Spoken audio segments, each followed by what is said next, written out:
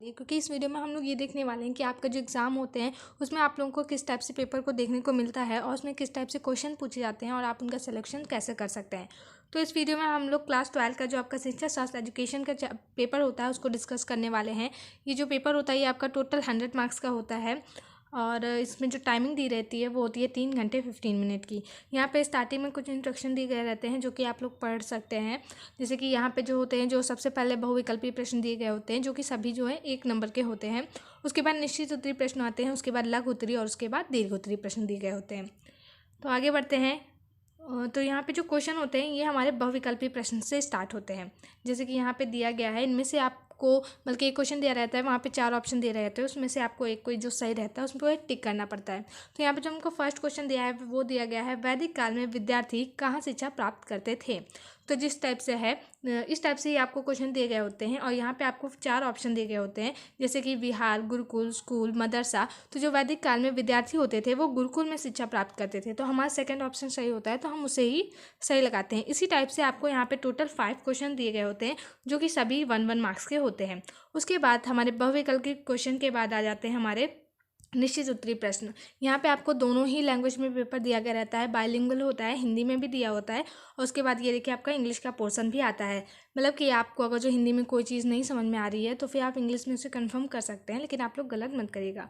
उसके बाद आपका आ जाता है निश्चित उत्तरीय, जो कि आपका 1 मार्क्स का ही होता है निश्चित उत्तरीय भी। और इसमें क्या होता है, आपको 1 लाइन में कोई क्वेश्चन लिखना होता है या 1 वर्ड में भी आप इसका आंसर लिख सकते हैं। तो इससे कि क्वेश्चन हो गया हमारा, यहाँ पे दिया है कोठारी आयोग को और किस नाम से जाना जाता है, या फिर दूसरा क्वेश्चन हो गया राष्ट्रीय महिला शिक्षा परिषद की स्थापना कब हुई थी। तो इसी टाइप से आपके जो क्वेश्चंस होते हैं वो आते हैं। तो ये भी आपके टोटल 5 क्वेश्चन नहीं 6 आते हैं आपको, इसमें 6 क्वेश्चन दिए गए होते हैं, ये भी आपको 1-1 मार्क्स के होते हैं। उसके बाद निश्चित उत्तरीय के बाद आपके आ जाते हैं अति लघु उत्तरीय प्रश्न। तो अति लघु उत्तरीय प्रश्न भी, इसमें आपको कम से कम 2 से 3 लाइन का आंसर लिखना होता है। उसके लिए आपको जो होते हैं वो आपको यहाँ पे 4 मार्क्स दिए जाते हैं। तो जैसे कि वैदिक कालीन शिक्षा में किन्हीं 4 दोषों का उल्लेख कीजिए, तो यहाँ पे आप 4 लाइन में 4 दोष लिख सकते हैं और आपको इसका जो होता है नंबर मिल जाता है। और इसमें भी 4 से 5 मतलब 5 से 6 क्वेश्चन दिए गए होते हैं, जिस हिसाब से भी आता है। उसके बाद जो होते हैं हमारे नेक्स्ट आ जाते हैं लघु उत्तरीय प्रश्न। तो जो लघु उत्तरीय प्रश्न होते हैं इसके जो होते हैं ये 6 मार्क्स का होता है। मतलब कि इसमें आपको लघु उत्तरीय प्रश्न में मिनिमम 1 पेज लिखना रहता है, कि पूरा पेज आप लिखते हैं तो आपको मार्क्स मिलते हैं, या फिर आप 1 से 1.5 पेज भी लिख सकते हैं तो आपको अच्छे मार्क्स मिलेंगे। इसमें भी इसी टाइप से क्वेश्चन पूछे जाते हैं, मुस्लिम काल में शिक्षा के उद्देश्य का उल्लेख कीजिए। तो यहाँ पे आप जब मुस्लिम काल में शिक्षा के उद्देश्य लिखेंगे तो यहाँ पे आप हेडिंग वाइज लिखेंगे, जैसे कि जो भी उद्देश्य है, कि जैसे कि ज्ञान प्राप्ति या फिर अपने धर्म का प्रचार, तो धर्म प्रचार डाल के फिर उस हेडिंग बनाएंगे। उसके बाद उसका जो थोड़ा बहुत जितना भी आपको उसके अंतर्गत आता है वो लिखेंगे। तो जो आपका यहाँ पे शॉर्ट टाइप क्वेश्चन होते हैं, लघु उत्तरीय प्रश्न होते हैं, वहाँ पे आपको थोड़ा बड़ा लिखना पड़ता है, 1 से 1.5 या फिर 2 पेज का, तभी आपको 6 मार्क्स मिलते हैं। उसके बाद ये भी क्वेश्चन आते हैं 5 से 6, ये भी पूछे जाते हैं। उसके बाद आ जाते हैं आपके दीर्घ उत्तरीय प्रश्न। जो दीर्घ उत्तरीय होते हैं वो एकदम आपके लास्ट में आते हैं, जिन्हें आप विस्तृत उत्तरीय या फिर लॉन्ग टाइप क्वेश्चन है सभी देख सकते हैं। तो इसमें आपको 10 मार्क्स का पूरा टोटल क्वेश्चन पूछा जाता है। तो जैसे कि इसमें किस टाइप से, इसमें अथवा करके क्वेश्चंस आते हैं, मतलब कि आपको 2 क्वेश्चन दिए गए होंगे, बीच में और लगा रहेगा। अगर जो आपको ऊपर वाला आ रहा है क्वेश्चन तो आप ऊपर वाला कर सकते हो। और जैसे कि आपको ऊपर ये यहाँ पे एक क्वेश्चन दिया गया है, निम्नलिखित प्रकरणों पर पंडित मदन मोहन मालवीय जी के विचारों की विवेचना कीजिए।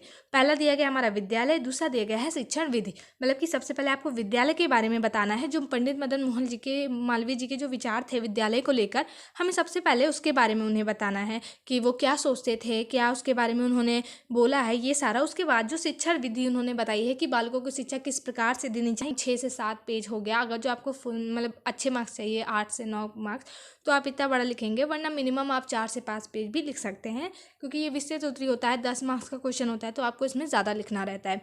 और जो शिक्षा शास्त्र, समाज शास्त्र, ऐसे जो हमारे सब्जेक्ट्स होते हैं, इसमें जो होता है हमको लिखने के ही मार्क्स मिलते हैं। चाहे जितना ज़्यादा लिखते हैं उतने ही अच्छे मार्क्स मिलते हैं आपको। उसके बाद जैसे कि ये क्वेश्चन है, आपको ये क्वेश्चन नहीं आ रहा है, तो आप इसके बजाय में जो दूसरा क्वेश्चन दिया गया है, जैसे कि ये दिया गया है पर्यावरण प्रदूषण के विभिन्न प्रकार का जो है उदाहरण सहित वर्णन कीजिए। तो आप ये भी कर सकते हैं, ये बहुत ईजी है, उससे बिल्कुल ही ईजी आ जाता है, क्योंकि पर्यावरण प्रदूषण के बारे में हर बच्चे को कुछ ना कुछ पता ही रहता है। वो कोई ना कोई हेडिंग बनाकर जरूर लिखेगा कि प्रदूषण कितने प्रकार के होते हैं। बहुत प्रकार के होते हैं, जल प्रदूषण, मृदा प्रदूषण, वायु प्रदूषण, इस टाइप से बहुत सारे प्रदूषण होते हैं और आप इसके बारे में तो बहुत ही कुछ लिख सकते हैं, जो भी आपको समझ में आ रहा है कि प्रदूषण कैसे फैलता है, उसके कारण क्या हो गए हैं, फिर हम उसे कैसे रोक सकते हैं, या जो भी आगे पीछे की चीज़ें होती हैं वो हम लोग लिख सकते हैं। लेकिन हम लोग को ऐसा नहीं है ना कि कुछ भी लिख देना, ऐसा नहीं होता।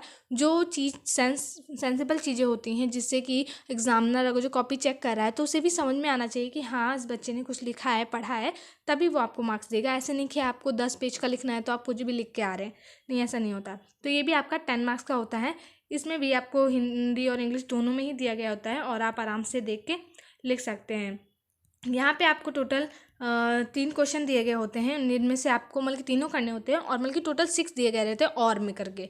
जैसे फर्स्ट क्वेश्चन हो गया, उसमें 2 दिए होते हैं, उनमें से कोई एक करना होता है। सेकंड में 2 दिए होते हैं, उनमें से कोई एक करना होता है। और नेक्स्ट लास्ट जो होता है थर्ड में 2 दिए होते हैं, उनमें से कोई एक करना होता है। सबके लिए 10-10 मार्क्स मिलते हैं, बल्कि 30 मार्क्स के आपके जो होते हैं वो विस्तृत उत्तरीय आते हैं। तो इसी टाइप से आपका पूरा का पूरा पेपर आता है। तो आई होप आप लोग को समझ में आया होगा। पहले कौन से आते हैं? पहले आते हैं बहुविकल्पीय प्रश्न, जिसमें कि 1 मार्क्स के होते हैं सारे, उसमें से आपको एक को सेलेक्ट करना होता है जो कि सही होता है। सेकंड होता है आपका जो होता है निश्चित उत्तरीय प्रश्न, उसमें आपको 1 लाइन में या फिर 1 वर्ड में आंसर लिखना होता है, उसके लिए भी आपको 1 मार्क्स मिल जाता है। उसके बाद आपके आ जाते हैं कौन से वाले, जो आपके अति लघु उत्तरीय प्रश्न होते हैं वो आते हैं। उसके बाद आपका लघु उत्तरीय आता है और देन जो लास्ट में आपका आ जाता है विस्तृत उत्तरीय प्रश्न, जो कि 10 मार्क्स के होते हैं। तो आप लोग कोशिश करिए कि पूरा पेपर आप अच्छे से करिए। अगर जो आपको कोई क्वेश्चन नहीं आ रहा है, फिर भी अगर जो आप पढ़े होंगे तो उसके बारे में कुछ ना कुछ आइडिया होता है, तो आपको जितना आ रहा हो ना उतना करिए। आप कभी भी पेपर मत छोड़िए, कोई क्वेश्चन मत छोड़िए कि ये इतने मार्क्स का, 2 मार्क्स का भी अगर जो 1 मार्क्स का भी है ना, तो आप उसमें कुछ भी करके आइए। ऐसा तो है नहीं यहाँ पे माइनस मार्किंग हो रही है, तो फिर आप उसको अगर जो लिखते हैं ना, तो एग्जाम अगर बाई चांस वो सही हो जाता है तो आपको मार्क्स मिल जाएंगे। इसीलिए आप कभी भी कोई भी क्वेश्चन नहीं छोड़ेगा। बाकी अगर जो आपको इसका सोल्यूशन चाहिए तो आप कमेंट में बताइए, हम लोग इसका सोल्यूशन भी पूरा का पूरा देखेंगे। और इसी टाइप से हम लोग हर सब्जेक्ट के पेपर को डिस्कस करेंगे, उसका सोल्यूशन भी देखेंगे और किस टाइप से पेपर आता है, किस टाइप से आपको करना है, कैसे लिखना है, आंसर राइटिंग कैसे करनी है, सारा कुछ हम लोग देखेंगे। तो हमारे चैनल पे बने रहिएगा। अगर जो नए हैं तो सब्सक्राइब कर दीजिएगा। वीडियो अच्छी लगी हो तो प्लीज़ से लाइक कर दीजिएगा। तो चलिए मिलते हैं मैं नेक्स्ट वीडियो में। Thank you.